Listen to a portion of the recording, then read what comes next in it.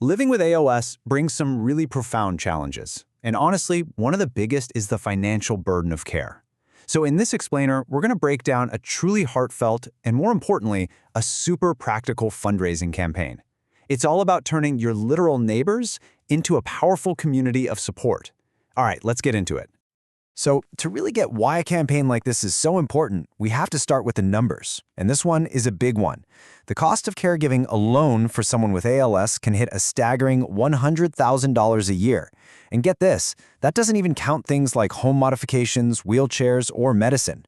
It's just an immense financial weight, and that's the exact problem this campaign is designed to tackle. So what's the solution?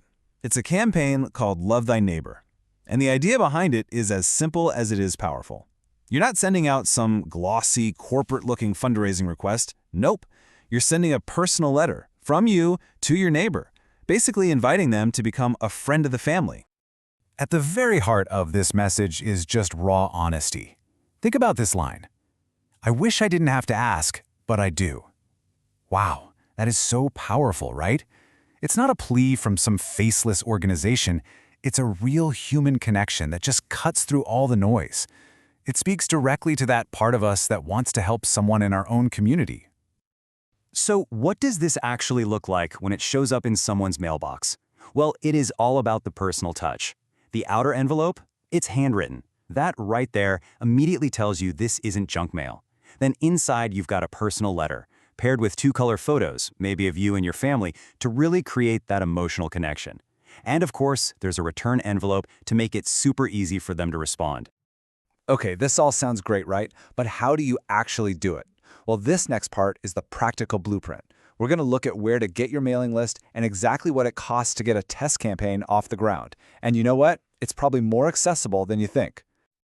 All right, first step is getting a list of your neighbors. And you want to target households that are, statistically, more likely to donate.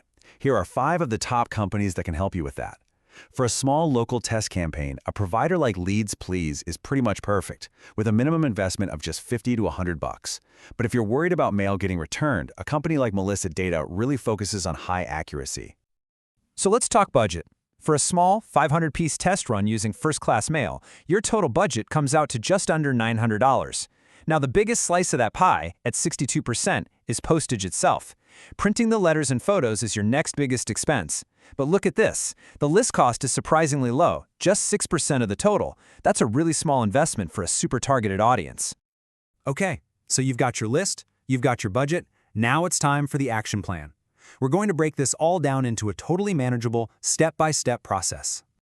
Here it is, the whole plan in 6 simple steps. First, buy your list. Second, get everything ready, and this is a great time to gather some friends to help handwrite those envelopes.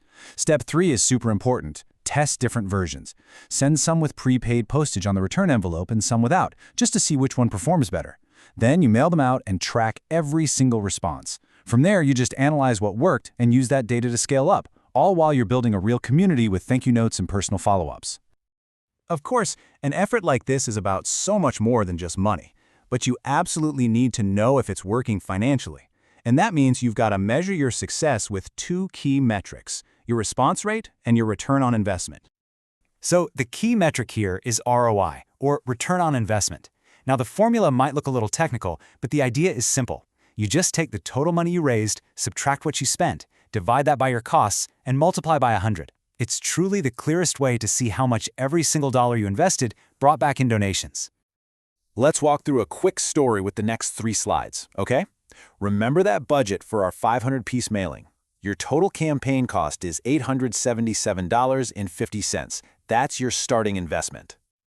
Now let's be a little conservative. Based on a 4% response rate from an affluent audience with an average donation of $100, you could bring in $2,000 in donations. So let's do the math. You put in about $877 and you get back $2,000. When you run those numbers, that gives you a potential return on investment of 128%. That means for every single dollar you spent, you got that dollar back plus another $1.28. That is an incredibly effective return. And to put that 4% response rate into perspective, let's just look at some industry averages. The average for what's called a prospect list, that means people you've never contacted before, is about 2.9%. So aiming for 3 to 5% with a personal approach like this, that's not just realistic, it's actually really, really strong. As we start to wrap up here, it's so important to remember that this campaign is about building more than just funds. It's really about forging genuine human connections. So let's look at the whole picture, the good, the challenging, and the ultimate power of this approach. So let's weigh the options. On the pros side, that personal connection and the high ROI potential are just huge wins. On the cons side, look, it is time-intensive to handwrite all those envelopes, and that initial cost can definitely feel like a barrier. And you have to be really diligent about tracking everything. But the benefit of building a lasting, local support network, that's something you just can't get from a generic online campaign. And that really brings us back to the core philosophy here. This isn't about asking for a handout, it's an invitation.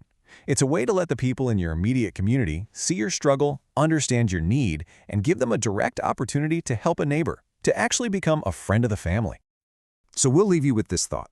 We often look so far and wide for support, but this campaign poses a simple and really powerful question. What if the strongest, most dedicated supporters you could ever hope for are living right on your street, or maybe just the next street over? What if they're the neighbors you just haven't met yet,